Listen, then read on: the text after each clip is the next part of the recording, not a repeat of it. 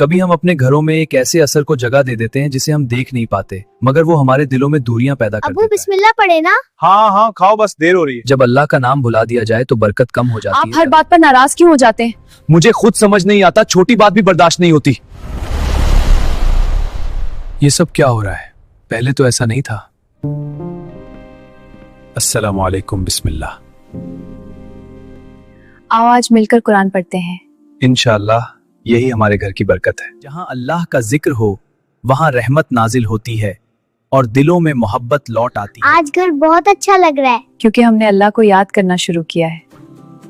یا اللہ ہمارے دلوں کو جوڑ دے اور ہمارے گھر کو ہر شر سے محفوظ رکھ۔ اپنے گھروں کو ذکر، سلام اور بسم اللہ سے آباد کریں تاکہ کوئی منفی اثر داخل نہ ہو سکے۔ کبھی آپ نے محسوس کیا ہے کہ آپ کے گھر میں سب کچھ ہوتے ہوئے بھی سکون نہیں، جیسے کوئی انجانہ دباؤ دلوں کے درمیان فاصلے پیدا کرتا ہے؟ ایک ایسا مہمان جو نظر نہیں آتا مگر خاموشی سے دلوں میں بدگمانی، غصہ اور دوریاں پیدا کرتا ہے۔ رسول کریم صلی اللہ علیہ وسلم نے ہمیں سکھایا گھر میں داخل ہوتے وقت سلام اور بسم اللہ کہو تاکہ برکت آئے اور ہر شر گھر میں قرآن کی آواز گونجتی ہے جب زبان پر ذکر ہوتا ہے تو رحمت نازل ہوتی ہے اور سکون لوٹ آتا ہے۔